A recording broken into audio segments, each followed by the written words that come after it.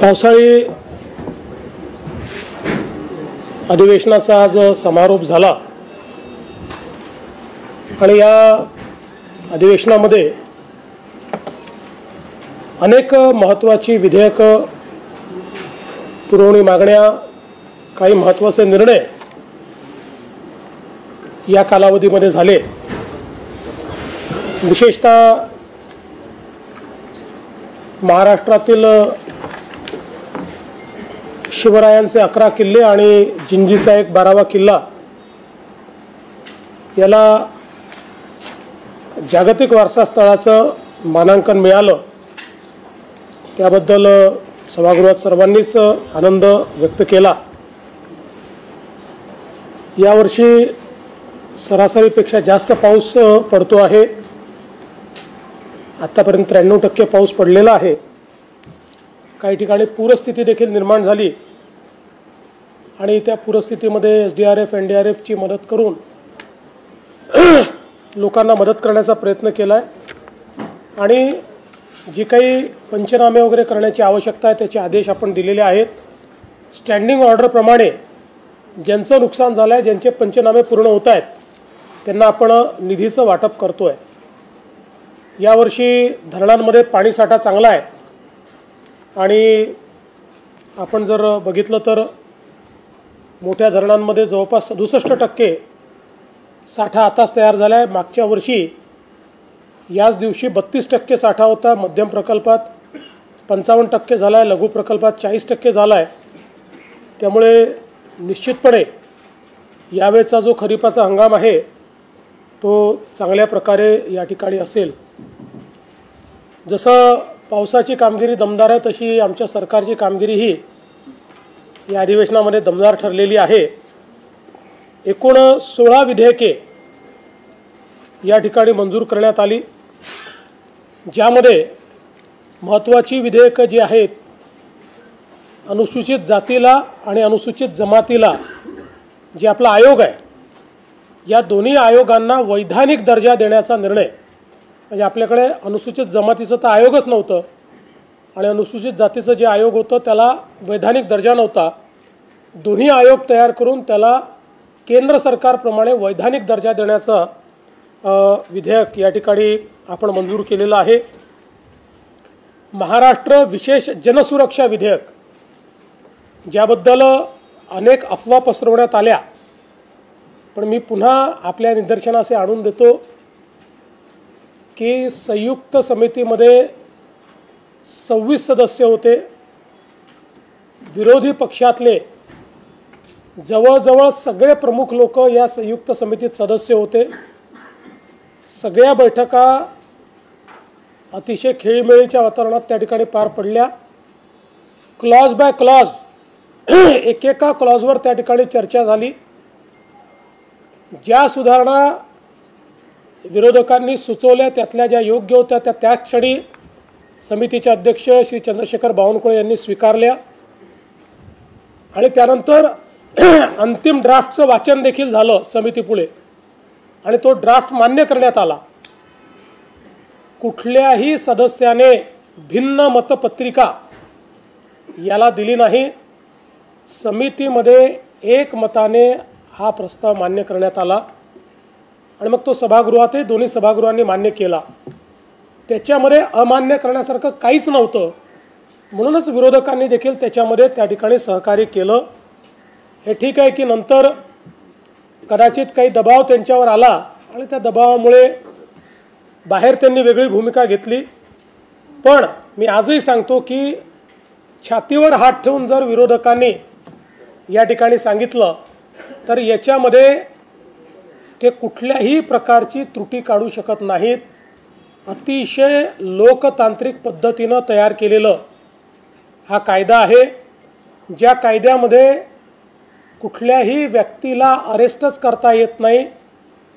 या कायद्यामध्ये संस्थेवर बंदी टाकता येते आणि मग त्या बंदी संस्थेचे जे काही त्या ठिकाणी कार्य करणारे लोक असतील त्यांच्यावर ॲक्शन घेता येते आणि ही बंदी टाकण्याकरताही पहिल्यांदा सगळे पुरावे घेऊन हायकोर्टाचे जज आणि जिल्हा न्यायाधीश आणि PP अशा मंडळापुढे जावं लागतं. त्यांनी पुरावे योग्य आहेत असं म्हटलं तरच बंदीचं नोटिफिकेशन निघतं. नोटिफिकेशन निघाल्यानंतर 30 दिवसापर्यंत पुन्हा हायकोर्टात जाण्याची संधी आहे. त्यामुळे सगळ्या प्रकारची संधी देऊनच ही पुढची कारवाई या ठिकाणी होते आहे आणि म्हणून हे विधेयक या ठिकाणी पास झालेलं आहे. याच्या व्यतिरिक्त काही अजून महत्त्वाचे विधेयक देखील या ठिकाणी आपण मंजूर केले आहेत, ज्याच्यामध्ये नाशिक त्र्यंबकेश्वर कुंभमेळा प्राधिकरण तयार करण्याचं विधेयक आपण केलं आहे. हे प्राधिकरण पहिल्यांदाच आपण ज्या प्रकारे प्रयागराज कुंभमेळा प्राधिकरण आहे, ज्या प्रकारे उज्जैन कुंभमेळा प्राधिकरण आहे, तसं महाराष्ट्रात आत्तापर्यंत असं प्राधिकरण नव्हतं. पहिल्यांदाच हे प्राधिकरण तयार करण्याचा निर्णय आपण घेतलेला आहे. या व्यतिरिक्त गडचिरोली जिल्हा खनिकर्म प्राधिकरण विधेयक देखील आपण मंजूर केलं आहे. या विधेयकामुळे गडचिरोलीमध्ये लोह खनिजाच्या ज्या खाणी आहेत त्या सरकारच्या या आपल्या कॉर्पोरेशनकडे आपल्याला घेता येतील आणि जे काही उत्खनन करून उचित भावामध्ये आपल्याला त्या ठिकाणी एक स्टीलची इकोसिस्टीम तयार करता येईल. या दृष्टीनं हे एक अत्यंत महत्त्वाचं अशा प्रकारचं विधेयक आहे. बाकी मग विनियोजन विधेयक आपल्याला माहिती आहे, त्यामध्येही आपण जी काही चेंज करायचं केलं. एक अजून महत्त्वाचं विधेयक महाराष्ट्र संघटित गुन्हेगारी नियंत्रण सुधारणा विधेयक म्हणजे मकोकामध्ये आता नार्कोटिक्सचाही समावेश करण्याचा निर्णय आपण घेतलेला आहे. त्याचंही विधेयक आज आपण या ठिकाणी मंजूर केलं आहे. प्रादेशिक नियोजन व नगररचना विधेयक जे आपल्याला आपल्या शहरांमध्ये काम करण्याकरता केंद्र सरकारचे ज्याच्या माध्यमातून पैसे मिळू शकतील अशा प्रकारचं एक हे चांगलं विधेयक, याला देखील या ठिकाणी मान्य करण्यात आलं आहे. या अधिवेशनामध्ये पुरवणी मागण्यांना मान्यता देण्यात आलेली आहे. त्या माध्यमातून जे काही महत्त्वाचे विषय आहेत त्याला मान्यता देण्यात आली आहे आणि विशेषतः पुरवणी मागण्यांच्या माध्यमातून मेट्रो प्रकल्प, महानगरपालिका, नगरपालिका, नगरपरिषदा, जिल्हा परिषदा यांचं मुद्रांक शुल्क जे त्यांना द्यायचं आहे ते देण्याच्याबद्दल, त्याचप्रमाणे सिंचन आणि पायाभूत सुविधा, महात्मा फुले जनआरोग्य योजना, संजय गांधी निराधार योजना, मागासवर्गीय विद्यार्थ्यांची शिष्यवृत्ती, अशा सगळ्या गोष्टींकरता निधी या पुरवणी मागण्यांच्या माध्यमातून उपलब्ध करून दिलेला आहे. आपण आजच बघितलं असेल, राज्य सरकारने दिव्यांगांकरता जी आपण 1,500 रुपये मदत करायचो ती 2,500 करण्याचा निर्णय घेतलेला आहे आणि त्यासोबत शिक्षकांचं टप्पा अनुदान देखील देण्याचा निर्णय हा या ठिकाणी घेतलेला आहे. त्यामुळे सर्व घटकांकरता या पुरवणी मागण्यांच्या माध्यमातून आपण काम केलेलं आहे. विशेषतः या अधिवेशनामध्ये महाराष्ट्राचे सुपुत्र आणि देशाचे सरन्यायाधीश माननीय श्री भूषण गवई साहेब यांचा देखील एक अतिशय हृदय सत्कार विधिमंडळाच्या माध्यमातून करण्यात आला. मंत्रिमंडळाने देखील या दरम्यान अतिशय चांगले निर्णय घेतले. नवीन अनुकंपा धोरणाला मान्यता देण्यात आली आणि अनुकंपाची 2008 पासनची जी वेटिंग लिस्ट आहे ती पूर्णपणे समाप्त करण्याचा निर्णय हा या ठिकाणी मंत्रिमंडळाने घेतला. पशुसंवर्धन विभागाला कृषी समकक्ष दर्जा देण्याचा निर्णय हा या ठिकाणी घेण्यात आला. महाराष्ट्र ॲग्री बिझनेस नेटवर्क प्रकल्प, मॅग्नेट प्रकल्प, जो शेतीमध्ये अतिशय मोठी क्रांती करतोय, त्याच्या टप्पा 2ला म्हणजे 2025 ते 2030 या कालावधीकरता मान्यता देण्यात आली. श्री क्षेत्र संत शिरोमणी सावता महाराज संजीवनी समाधी मंदिर याच्याही विकासाकरता त्या ठिकाणी मान्यता देण्यात आली. अनेक महत्त्वाचे निर्णय या ठिकाणी केलेले आहेत. विरोधकांनी जे प्रश्न उपस्थित केले त्यालाही योग्य आणि समर्पक उत्तर हे देण्याचा प्रयत्न आम्ही केला आहे आणि अंतिम आठवडा प्रस्तावाच्या माध्यमातून राज्याची पुढची वाटचाल काय असणार आहे हे सांगण्याचा प्रयत्न देखील या ठिकाणी आम्ही केलेला आहे. मला असं वाटतं की एकूण सत्तारूढ पक्ष म्हणून झालेल्या कामकाजावर आम्ही समाधानी आहोत. हे खरं आहे की काही गोष्टी मात्र या अधिवेशनात अशा घडल्या की ज्याच्या संदर्भात निश्चितपणे आम्हाला दुःख आहे, खेद आहे आणि अशा गोष्टी घडू नये या दृष्टीनं भविष्यात जी काही काळजी घेतली पाहिजे ती घेण्याचा प्रयत्न आमचा सगळ्यांचाच या ठिकाणी असेल. मला असं वाटतं की विरोधी पक्षाच्या वतीनं हवेतले आरोप हे मोठ्या प्रमाणात करण्यात आले. पुरावे न देता, कागदपत्र न देता आरोप करायचं, शूट आणि स्कूट ज्याला म्हणतात, म्हणजे आरोप करायचं आणि पळून जायचं. पळून जायचा लिटरली अर्थ घेऊ नका, पण त्यातनं बाजूला व्हायचं, अशा प्रकारची एक रणनीती ही विरोधी पक्षाची होती. तथापि ठीक आहे, तो त्यांचा अधिकार आहे. आम्ही मात्र प्रत्येक गोष्टीला नीट पुराव्यानिशी त्या ठिकाणी उत्तर दिलेलं आहे.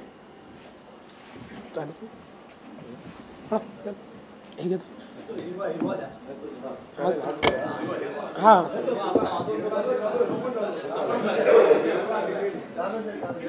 त्याच्यात पण काय का फरक नाही.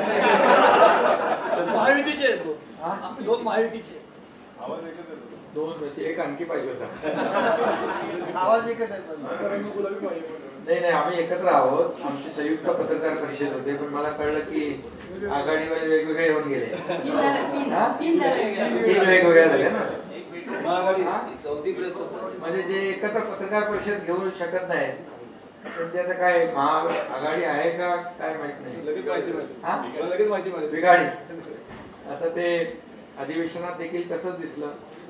त्यांची आगगाडी आहे, आगगाडी. टांगा पडती पुढे नाही. खरं म्हणजे विरोधी पक्षात इथं तर तुमच्याकडे वाक्यता दिसली नाहीच, पण सभागृहात देखील दिसली नाही.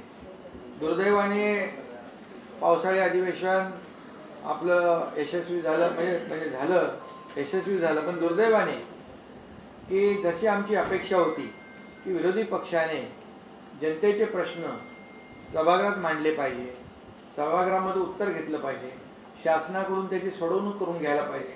मग शेतकरी असतील, इतर जे काही घटक आहेत आपले सर्व, त्यांच्याबद्दल मतदारसंघातले असतील, राज्यव्यापी असतील, परंतु तसं काही आम्हाला तिकडे दिसलं नाही. आणि त्यांना फक्त बाहेर पायऱ्यांवर सरकारचा निषेध करणं, जसं मुख्यमंत्री म्हणाले की खोट्या सगळ्या हवेमधले बार उडवणं, हवेत बाण सोडणं आणि खोट्या सगळ्या आता अंतिम आठवडा प्रस्तावामध्ये इतके खोटे प्रश्न होते. म्हणजे प्रश्न एक वेगळा आणि म्हणजे उत्तर तर आम्ही बरोबर नीट दिली, परंतु त्यामध्ये प्रश्न विचारताना देखील किंबहुना अंतिम आठवडा प्रस्ताव असेल, लक्षवेधी असेल, चुकीच्या माहितीच्या आधारावर, अर्धवट माहितीच्या आधारावर त्या ठिकाणी हे सगळं कामकाज करण्याचा त्यांनी प्रयत्न केला. खरं म्हणजे त्यांनी आता तुमच्या समोरच रोज तिकडे पायऱ्यांवर आंदोलन करतात. आता एका फलक घेऊन करत होते ते ठीक आहे. आता फॅन्सी ड्रेसचे कॉम्पिटिशन पण केले त्यांनी यावेळेस. हा, भोपळा वगैरे ठीक आहे, पण ते काय काय घालून आले होते ना, त्यामुळे आता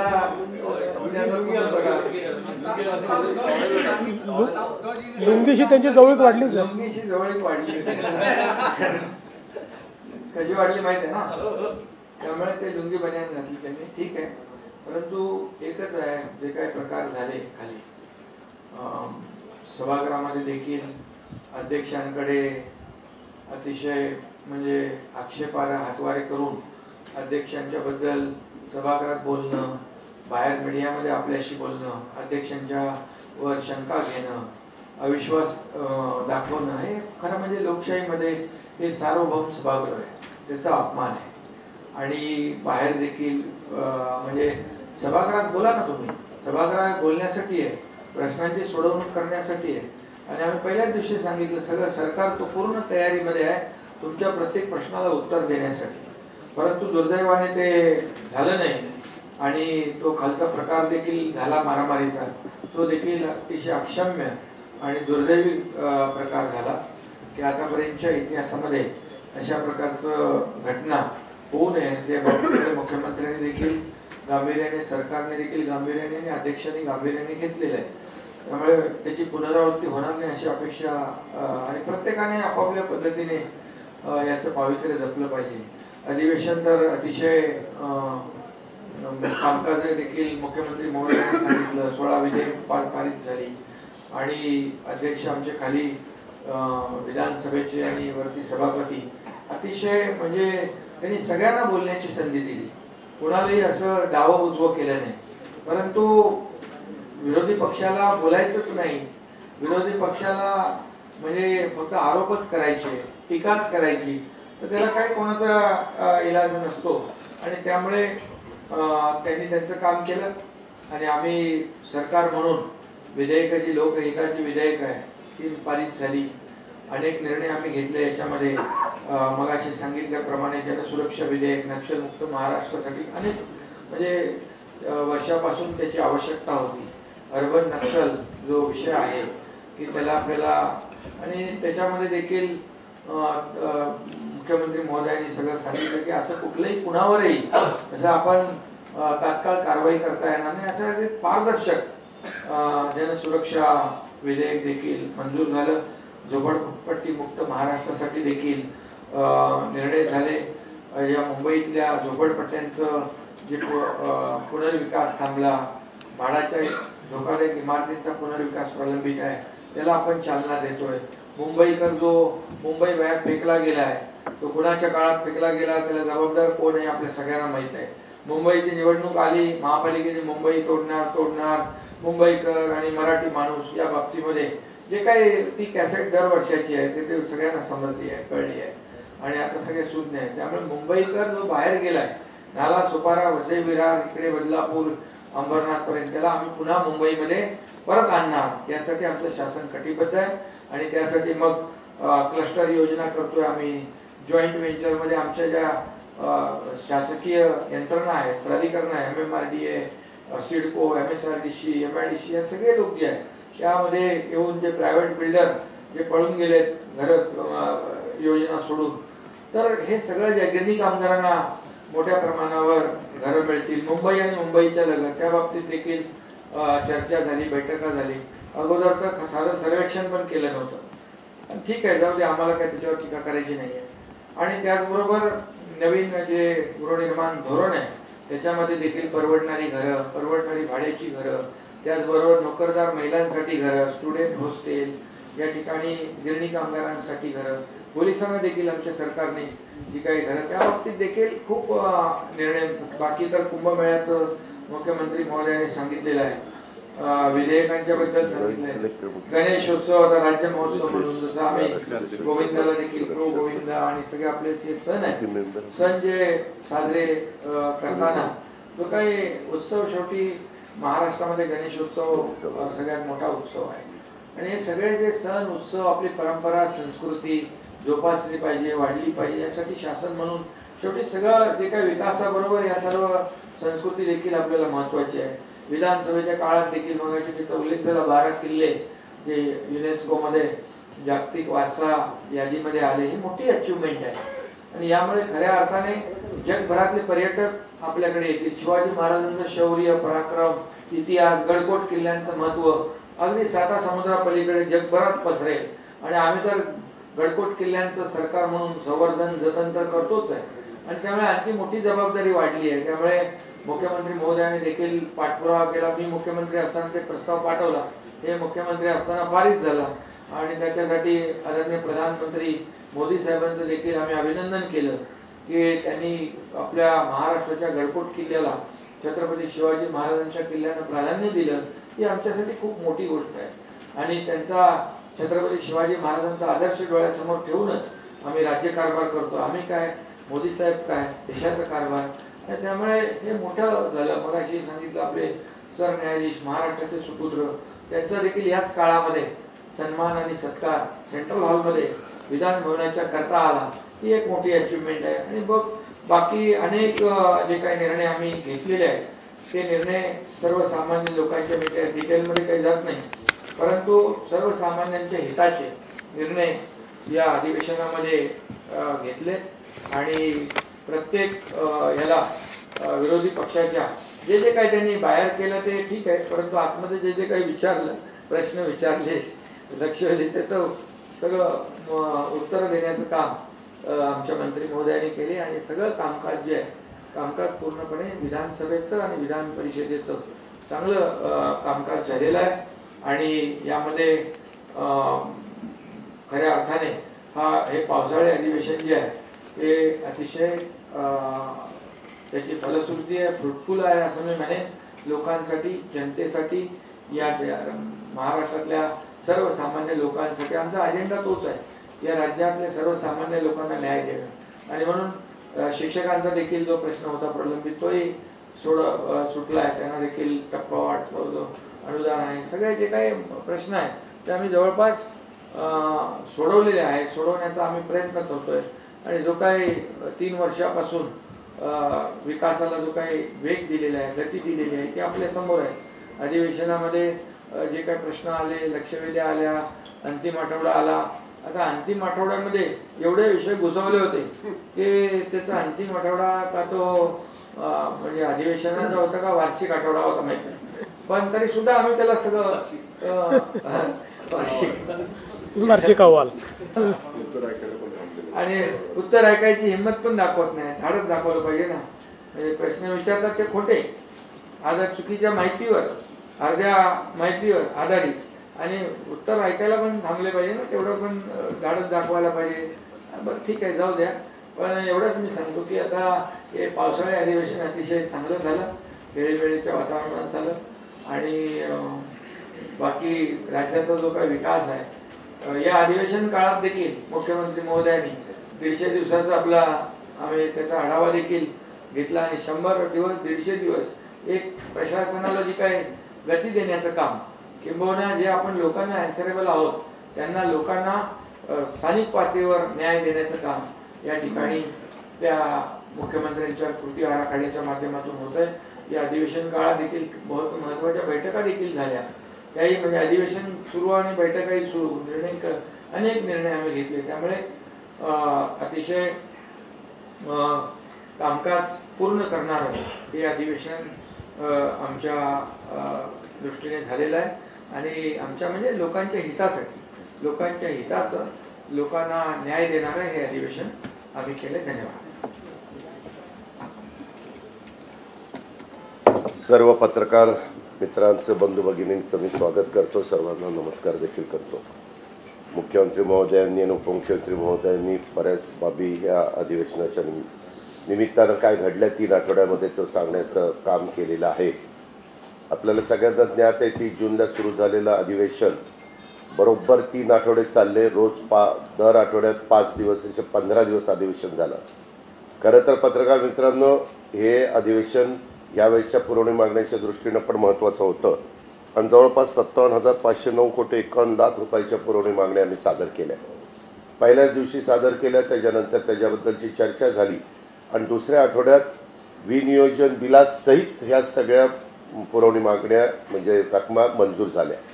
वास्तविक सगळ्यांना असं वाटत होतं की आता आपल्याला सगळ्यांना माहिती आहे, वर्षानुवर्ष विनियोजन बिल झालं म्हणजे सूप वाजलं आपल्या अधिवेशनाचं. परंतु तसं अजिबात होऊन दिलं गेलं नाही. मुख्यमंत्र्यांनी स्वतः निर्णय घेतला की आपल्याला 3 आठवडे म्हणजे 3 आठवडे चालवायचं. परंतु ज्या प्रकारे विरोधी पक्षाच्या सन्माननीय 50 सदस्य आहेत ते त्यांनी उपस्थित राहायला पाहिजे तशा प्रकारे उपस्थित राहताना दिसत नव्हते. बऱ्याचदा प्रश्नोत्तराच्या तासाला समोरचं बेंच म्हणजे त्यांच्या समोरची बाजू ही मोकळी असलेली पाहायला त्या ठिकाणी मिळायचे. आणि त्यांना ज्या प्रकारे ह्या अधिवेशनाच्या निमित्तानं छाप पाडायला संधी होती ती काही त्यांना पाडता आली नाही. त्याच्यातून त्याची उदासीनताच आपल्याला सगळ्यांना पाहायला मिळाली. आणि एकंदरीतच हे कामकाज होत असताना काही चांगल्या घटना घडल्या. परंतु काल जी घटना घडली ती खरोखरीच आजपर्यंत मी आता 35 वर्ष इथं ह्या विधिमंडळामध्ये येतोय, अशा प्रकारची घटना कधी घडलेली नव्हती. आणि त्याला जरा गालबोट लागलं, त्या गोष्टीचा आम्हाला सगळ्यांनाच खेद आहे. वास्तविक ह्या कॅम्पसमध्ये सगळा अधिकार हा सभापती महोदय आणि विधानसभेच्या अध्यक्ष महोदयांचा असतो. काही दिवस एवढी गर्दी असायची की चालायला पण यायचं नाही. महिलांची पण पंचायत व्हायची की एवढी गर्दी तिथं राहायची. ह्या काही घटना घडल्या. या अधिवेशनाच्या आजपर्यंतच्या इतिहासात एवढ्या लक्षवेधी कधी झाल्या नाही. एकेका दिवशी 25-25 लक्षवेधी आणि अर्ध्या तासाच्या 11-11, 12-12 चर्चा. अक्षरशः सगळ्या मंत्रिमंडळाचं तर खरं अभिनंदन केलं पाहिजे, कारण रात्री 3ला 3:30ला सांगायचे उद्या 3 ह्या तुमच्या लक्षवेधी लागल्या. बरं, त्यावेळेस संबंधित अधिकाऱ्यांना फोन करायचा म्हटलं तर ते बिचारे झोपलेले असायचे. त्याच्यावर सकाळी लवकर तयार, आता मला सकाळी लवकर मी तयारच असतो त्याच्यावर काही प्रश्न नाही, पण बाकीच्यांची पंचायत त्या ठिकाणी व्हायची. हा, ते बरोबर आहे, परंतु ते झालं ना. आम्ही तर बघत होतो एवढ्या इतक्या वर्षाच्या इतिहासात एवढ्या अर्ध्या तासाच्या चर्चा पण आणि लक्षवेधी पण इतक्या पार पडलेल्या आपण कधी बघितलेलं नाही. तुम्ही बघा, मगाशी ज्याचा उल्लेख मुख्यमंत्री महोदयांनी आणि उपमुख्यमंत्री महोदयांनी दोघांनी केला, पण महाराष्ट्र विशेष जनसुरक्षा विधेयक हे साधारण होतं. त्याचे जॉईंट सिलेक्ट कमिटी होती, आमचे चंद्रशेखर बावनकुळे त्याचे अध्यक्ष होते, 25 जणांची समिती होती. त्याच्यात मुख्यमंत्र्यांनी ते सगळे समोरचे प्रमुख लोक त्याच्यात टाकलेले होते. त्यांनाही आनंद वाटला, चला चला आपल्याला टाकले आता चर्चा. आणि त्यांना कुठं माहिती आहे की नंतर चर्चा करताना आपल्याला चर्चेत भागच घेता येत नाही. आणि माझ्या इथे त्यांना फोन आले ना वरिष्ठांचे, चर्चेत जोरात मांडा, अमकं करा तमकं करा. परंतु ज्यावेळेस त्यांना कळलं की आपण मांडूच शकत नाही, त्यावेळेस त्यांचे अक्षरशः इतके चेहरे केविलवाणी झालेले होते. त्यांना काहीच नाही, ठरून नाही. त्यांना ते काही दूधखोळे आहेत का? ते इतके वर्ष त्यांच्या सगळ्यांच्या पेक्षा ते जास्त काळ राजकारणातले समोरचे लोक आहेत. दूधखोळे नव्हते, परंतु त्याच्यामध्ये त्यांच्या लक्षात यायला पाहिजे होतं. ठीक आहे, हरकत नाही. आणि नंतर वरनं दाट्टे आला, तुम्ही का विरोध केला नाही, आमका का केलं नाही. मग परत दुसऱ्या दिवशी काहीतरी मुद्दे काढून ते असं करायचं तसं करायचं, त्याला काही अर्थ नव्हता. आणि एकंदरीतच तुम्ही सगळ्यांनी पाहिलं, आम्ही पण बघत होतो, प्रत्येक गोष्टीमध्ये उत्तर देण्याची आमची सगळ्यांची मानसिकता होती, तयारी होती. ही गोष्ट निर्विवादपणे या निमित्तानं सत्य होती, हे पण आपण सगळ्यांनी पाहिलेलं आहे. आणि एकंदरीतच पुढचं अधिवेशन 8 डिसेंबरला नागपूरला होणार आहे. आणि एकंदरीत जे काही कामकाज झालं ते मोठ्या प्रमाणावर झालं. कुठल्याही गोंधळामध्ये एकही बिल मंजूर करण्यात आलं नाही. ज्या बिलांच्या बाबतीत महत्त्वाची चर्चा व्हायला पाहिजे होती त्याची चर्चा झाली गेली. काही महत्त्वाच्या बिलांना रिप्लाय स्वतः मुख्यमंत्र्यांनी दिला. काही म्हणजे असं कुठंच काही हे गेलं नाही. आपलं कसाही बिलं काढून घेतली, गोंधळ घातला आहे. मागं अनेकदा सभागृहामध्ये गोंधळ घातला जायचा आणि त्यावेळेस 5-5, 6-6, 7-7 बिलं काढली जायची. परंतु तसं कुठंही वरच्या किंवा खालच्या सभागृहामध्ये घडलेलं आपल्याला पण पाहायला मिळालं नाही. ही पण वस्तुस्थिती नाकारता येणार नाही. या पद्धतीनं हे एकंदरीत अधिवेशन अतिशय चांगल्या पद्धतीनं पार पाडण्यात आलेलं आहे. पण कालची जी गोष्ट झाली ते निश्चितपणे थोडीशी त्याला गालबोट लावणारी आहे, हे मात्र आम्ही कुणीच नाकारू इच्छित नाही. पुन्हा अशा प्रकारची घटना घडणार नाही याबद्दलची खबरदारी निश्चितपणे विधानसभेचे अध्यक्ष, विधान परिषदेचे सभापती महोदय घेतील. याहीबद्दल माझ्या मनामध्ये ते मात्र शंका नाही आहे. एवढंच मला या निमित्तानं सांगायचं. धन्यवाद. विपक्ष विधानसभा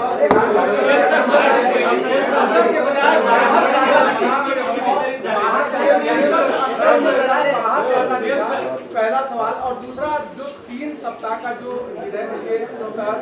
लेने का जो निर्णय सरकार ने किया था, क्या विपक्ष के पास मुद्दे नहीं बचे थे और सरकार अपने? देखिए, वैसे भी विपक्ष के पास मुद्दे है ही नहीं, इसीलिए वो सभागृह के अंदर कोई मुद्दे उठाने की जगह रोज सुबह सीढ़ियों पर कोई ना कोई इशू लेकर अपना प्रेजेंस जताते हैं कि भाई हमने विरोध किया है. एक भी मुद्दा प्रभाव के साथ और एविडेंस के साथ वो लोग इस सभागृह में नहीं रख पाए. सर, मराठा समाजासाठी एक मोठा निर्णय झाला, 300 कोटी वितरित झालेले आहेत. नाही, असं आहे की 300 कोटी नाही, आता एकूण 750 कोटी रुपये 750 कोटी रुपयाची प्रोव्हिजन झालेली आहे.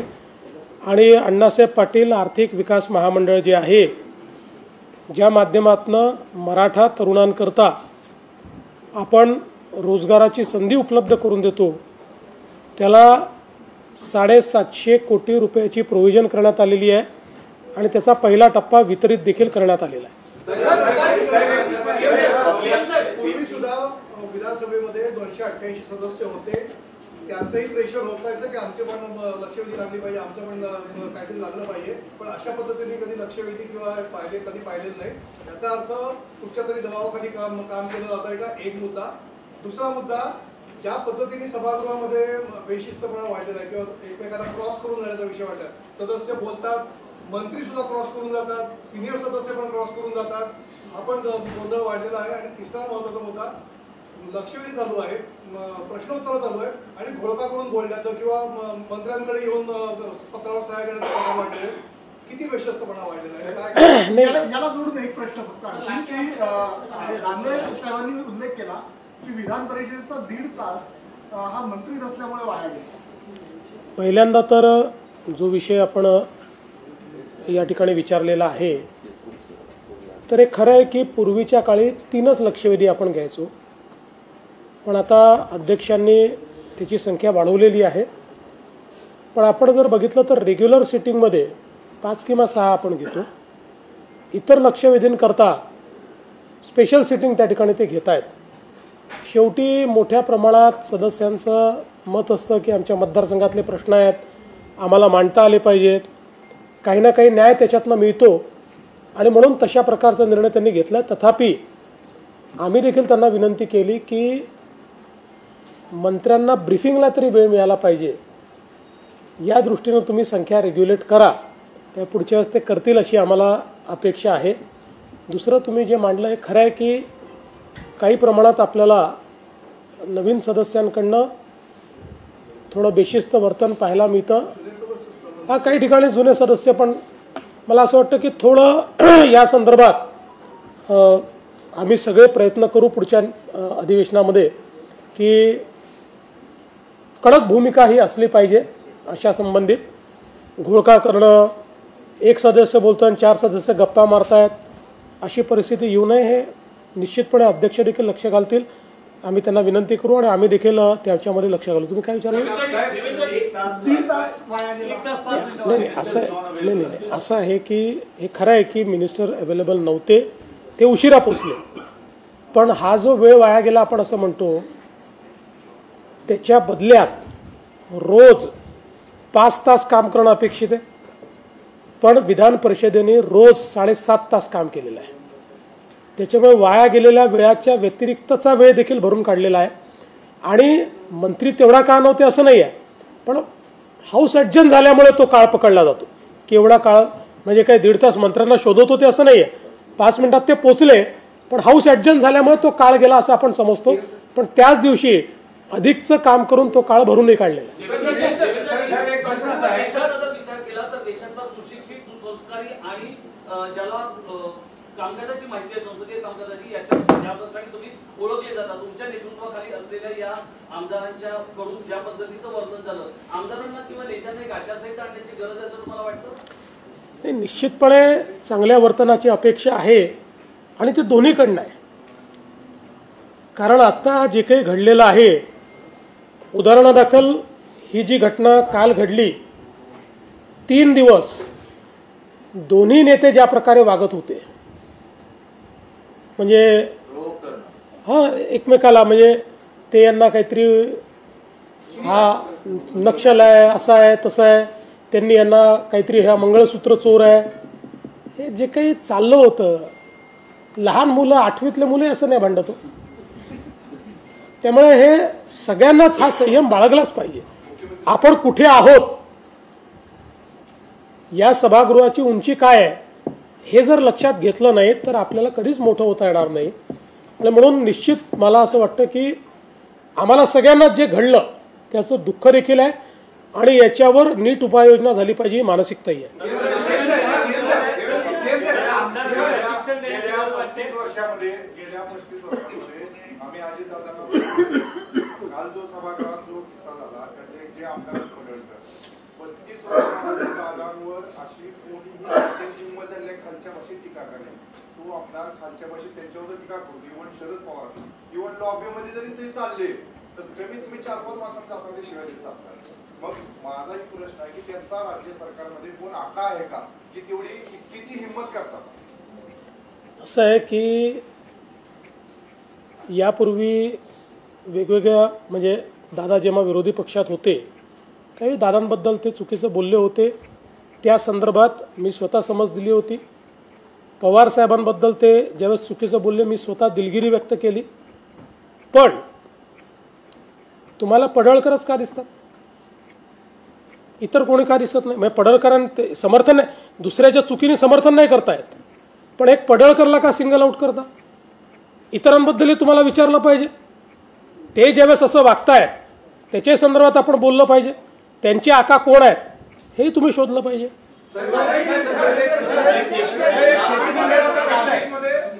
तुम्ही कृषी क्षेत्रामध्ये भांडवली गुंतवणुकीसाठी 5,000 कोटी रुपये वार्षिक आणि 25,000 कोटी असं 5,000 असं टार्गेट आहे. पण या 5,000 कोटीसाठी तुम्ही आर्थिक तरतूद काय केलेली आहे आणि या विरोधी मार्गांमध्ये दिसत नाही. अर्थसंकल्पीय तरतूद आहे का कृषी क्षेत्रामध्ये? ही तरतूद. दुसरा प्रश्न असा आहे की तुम्ही कर्जमाफी देतो म्हणून सांगितलं होतं, महायुतीने सांगितलं होतं, पण आज जी समिती नेमली ती कर्जाच्या विळख्यातून बाहेर काढण्यासाठी उपाययोजना सुचवण्याची समिती नेमली आहे. तर नेमकं कर्जमाफी देणार आहे सरकार की नाही देणार आहे? पहिला प्रश्न काय होता? 5,000 कोटी रुपये जे आम्ही द्यायचं कबूल केलं होतं त्याची तरतूद मूळ अर्थसंकल्पामध्ये केलेली आहे. त्यानुसार त्याच्या योजनाही आपण सुरू केल्या आहेत आणि त्या व्यतिरिक्त मॅग्नेटसारखा प्रकल्प ज्याला आपण मान्यता दिली, या प्रकल्पामध्येही शेतीचं गुंतवणूक आहे. नानाजी देशमुख कृषी समृद्धी योजना त्याच्यातही शेती क्षेत्रातलीच गुंतवणूक आहे. स्मार्ट प्रकल्पातही शेती क्षेत्रातली गुंतवणूक आहे. या तिन्ही प्रकल्पामध्ये राज्याचा हिस्सा आहे. त्या हिस्स्याची तरतूद देखील आपण पूर्णपणे केलेली आहे. आणि आजची जी समिती आपण केली ती जर तुम्ही नीट बघितली असेल किंवा त्याचं जर तुम्ही वर्डिंग पाहिलं असेल तर त्यात आम्ही काय सांगितलेलं आहे की 2 वेळा कर्जमाफी केली आणि शेतकरी पुन्हा लगेच कर्जाच्या विळख्यात गेलेला आपल्याला पाहायला मिळाला. त्यामुळे कर्जमाफी हा एक उपाय आहेच, तो आम्ही नाकारतच नाही. आणि जे आम्ही सांगितलेलं आहे ते आम्ही करणारच आहोत, आम्ही त्यातनं मागे हटणारच नाही आहोत. पण या समितीला आम्ही कर्जमाफी हा तात्कालिक आहे किंवा ज्याला आपण शॉर्ट टर्म मेजर म्हणतो तो आहे, म्हणून या समितीला शॉर्ट टर्म मेजरसोबत लॉंग टर्म मेजर देखील काय केले पाहिजे. कारण कुठल्याच राज्यात ही क्षमता नाही की दर 5 वर्षांनी ते राज्य कर्जमाफी करू शकेल, ही क्षमता नाही आहे. आणि म्हणूनच आम्ही हा निर्णय घेतला. शेवटी कर्जमाफीला 20-25 हजार कोटी रुपये लागतील. आम्ही 25,000 कोटी हे तर त्या ठिकाणी गुंतवणूक करतोच आहोत. त्याच्या व्यतिरिक्त किसान सन्मान योजनेच्या माध्यमातून 12,000 कोटी रुपये वेगळे हे आपण शेतकऱ्यांच्या खात्यामध्ये थेट देतो. त्यामुळे शेतकऱ्यांकरता हात अकडता नाही घेतलेला, पण दरवेळेस नुसती कर्जमाफी देण्याच्या ऐवजी लॉंग टर्म उपाययोजना करून जर आपण त्याला कर्जातनं मुक्त करू शकलो तर आपल्या शेतकऱ्याला आपण सुखाचं जीवन देऊ शकू, याकरता समिती केली.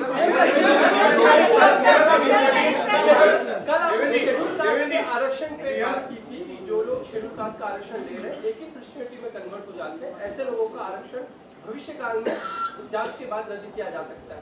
क्या ये प्रैक्टिकली पॉसिबल होगा? सरकार इसको किस तरीके से देखती है? देखिए, ये सरकार का निर्णय नहीं है. सर्वोच्च न्यायालय ने 2024 में एक निर्णय दिया. उस निर्णय में उन्होंने ये कहा है कि एससी का रिजर्वेशन ये केवल हिंदू, बौद्ध और सिख इन 3 कम्युनिटी में ही दिया जा सकता है. कोई अगर अपना धर्म बदलता है तो उसको ये रिजर्वेशन नहीं दिया जा सकता. धर्म बदलने के बाद उसका एससी स्टेटस ये समाप्त होता है.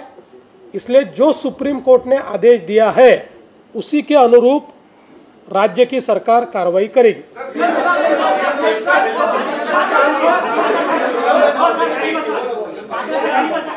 माझा प्रश्न लाडकी बहीण योजनेबद्दल आहे की काय होत आहे की जे मंत्री त्यांचा संबंध नाही ते सुद्धा त्याबद्दल काय काय बोलतात आणि त्यामध्ये सर्वसामान्य जनतेमध्ये कन्फ्युजन निर्माण होतं की योजना चालणार आहे का, बंद होणार आहे का. तर ज्या माझ्या मी सांगत होते की त्यामुळे इतर मंत्र्यांनी याबद्दल बोलू नये असं काय ते आपण सांगणार का, कारण नाही तर त्यामुळे विनाकारण सगळं कन्फ्युजन निर्माण होतं. आम्ही मंत्र्यांच्या बोलण्यावर कुठलाही प्रतिबंध लावलेला नाही, तथापि त्यांनी सतसत विवेक बुद्धीचा वापर करूनच बोललं पाहिजे हा आमचा आग्रह आहे. त्याच्यामुळे कधीकधी काही मंत्री अशा प्रकारचे कमेंट्स करताना त्यांना असं वाटतं की आपण म्हणजे त्यांचा समज असा असतो की लायटर वेमध्ये आपण करतोय, पण त्याचा अर्थ हा वेगळ्या पद्धतीने निघतो. त्यामुळे मला असं वाटतं की सगळ्यांनी योजनांवर बोलताना, सरकारवर बोलताना, सरकारमधल्या खात्यांवर बोलताना विचारपूर्वकच बोललं पाहिजे. कारण सरकारचं बजेट पूर्ण मंत्रिमंडळ मान्य करतं, त्यानंतर विधानसभा मान्य करते. या सगळ्या प्रक्रियेत आपण सगळे असतो. त्यामुळे ज्या गोष्टीला आपण मान्यता दिली आहे त्या गोष्टीवर प्रश्नचिन्ह उचलणं हे योग्य नसते.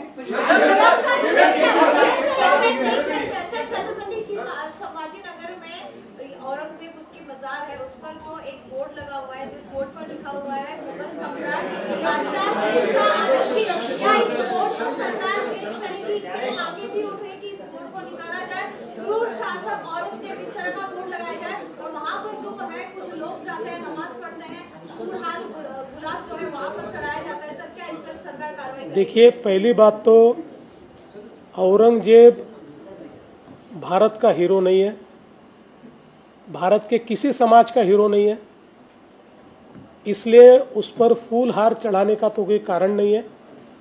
लेकिन जहाँ तक उसकी मज़ार का सवाल है तो ये देश के संसद ने जो कानून तैयार किया है उस कानून के हिसाब से ये एक प्रोटेक्टेड इस प्रकार की जगह मानी जाती है और ये केंद्र सरकार के आर्कियोलॉजी डिपार्टमेंट के तहत है. इसलिए इसके बारे में कोई भी निर्णय राज्य सरकार नहीं कर सकता, केंद्र सरकार ही कर सकता है. मैं हमेशा ऐसा कहता हूँ कि इतिहास को सही परिप्रेक्ष्य में देखना चाहिए और गलत चीज़ों का महिमा मंडन नहीं होना चाहिए.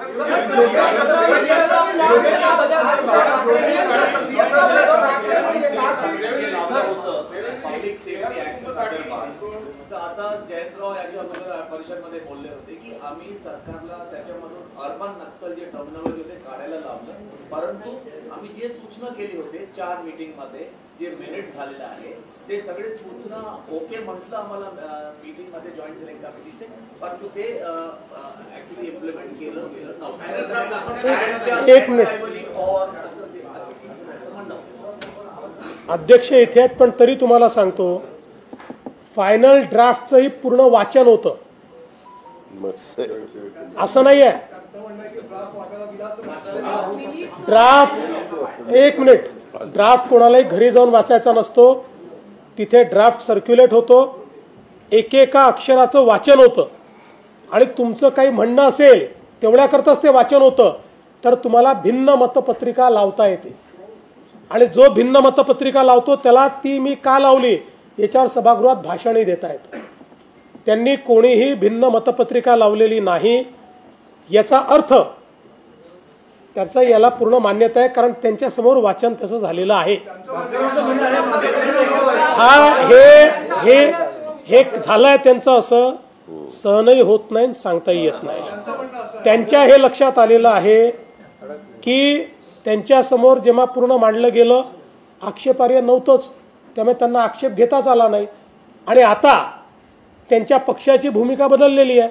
याच्यावर असं आहे की 12,500 हरकती आल्या होत्या, हरकती जेव्हा सुटल्या त्याच्यामधल्या 9,500 एवढ्या नको म्हणून म्हणजे ते बिलाला विरोध करणाऱ्या होत्या, त्याचा विचार केला गेला नाही. हे पण चुकीचं आहे असं आता निवेदनात नाही, तेही सांगतो. ते निवेदनात काय सत्य तुम्हाला सांगतो, ते खोटं बोलताय. संपूर्ण 12,500 जेवढ्या हरकती होत्या त्याची कॅटेगरी तयार केली. ती कॅटेगरी तयार केल्यानंतर त्याच्यातल्या काही हरकती अशा होत्या ज्याचा बिलाशी संबंधच नव्हता. जसं आता बोलताना बिल न वाचता बोलतायत, तसं बिल न समजता काही लोकांनी हरकती घेतल्या होत्या. त्या हरकतींवर कुठली चर्चा करण्याचं कारण नव्हतं. बिलाच्या क्लॉज संदर्भातल्या ज्या हरकती होत्या त्याची कॅटेगरी तयार केली, त्याच्यावरही चर्चा झाली. त्यातल्या काही हरकती विरोधी पक्षाने देखील मांडल्या, त्याचा समावेश करण्यात आला. काही हरकती कमिटीने मान्य केल्या नाहीत, पण सगळ्या हरकती त्या ठिकाणी विचारात घेण्यात आल्या.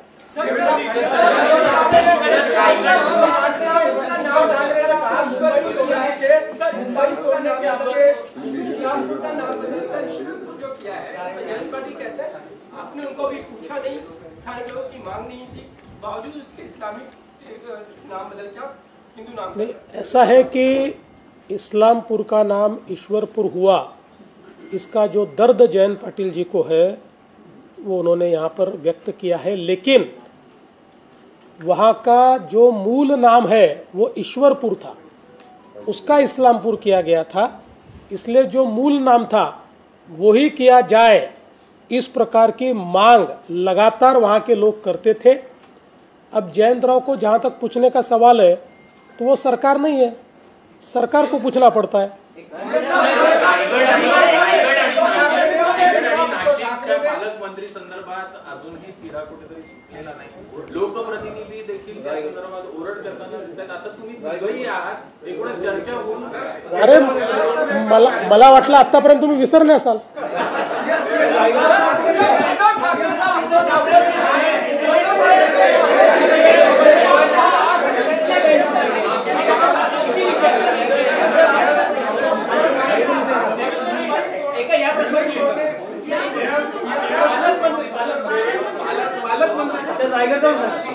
असं आहे की योग्य वेळी त्याचा निर्णय आम्ही करू, पण पालकमंत्री नसल्यामुळे कोणाचंही काम आम्ही रखडवलेलं नाही.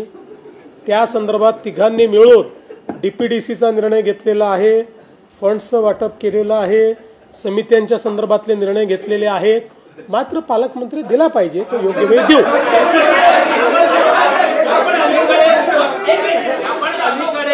बऱ्याचदा उद्धव ठाकरेंना ऑफर देत आहे, त्याच्या मागचं काय इंगित काय, म्हणजे त्यांनी हसत खेळत प्रत्यक्षात त्याच्यामध्ये. नाही, मला असं वाटतं की एका गोष्टीकरता उद्धव ठाकरेंना माझा पाठिंबा आहे की त्यांनी स्वतःच हे सांगितलं की अशा गोष्टी गांभीर्याने घ्यायच्या नसतात. त्यामुळे माझी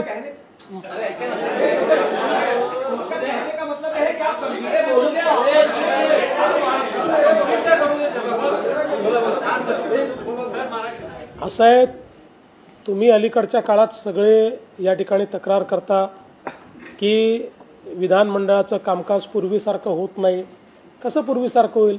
आम्ही खेळीमेळीच्या वातावरणामध्ये गमती जमती केल्या, मजाक केली तरी त्याची हेडलाईन करता.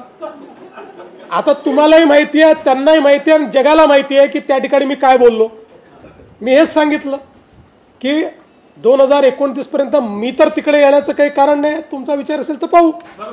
याचा अर्थ काय आहे? याला काय ऑफर म्हणतात?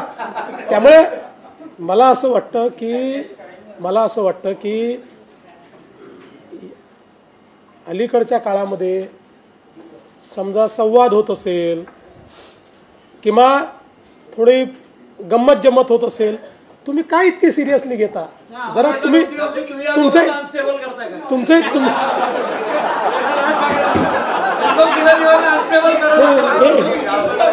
तुम्ही आमची काळजी करायचं काही कारण नाही. आम्ही आमचे खंबीर आहोत.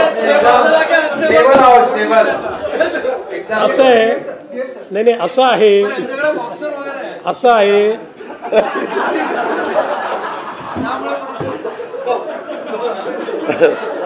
आहे त्या बॉक्सरचा आम्ही त्या बॉक्सरचा टोका तिकडे वळला म्हणजे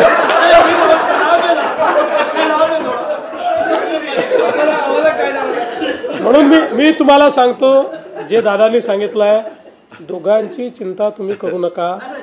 नाही, बिलकुल करू नका. नाही करूच नका. आम्ही तिघही सक्षम आहोत, त्याच्यामुळे कुठली चिंता करण्याची आवश्यकता नाही. कोणी किती काड्या टाकल्या तरीही आम्ही स्टेबल आहोत.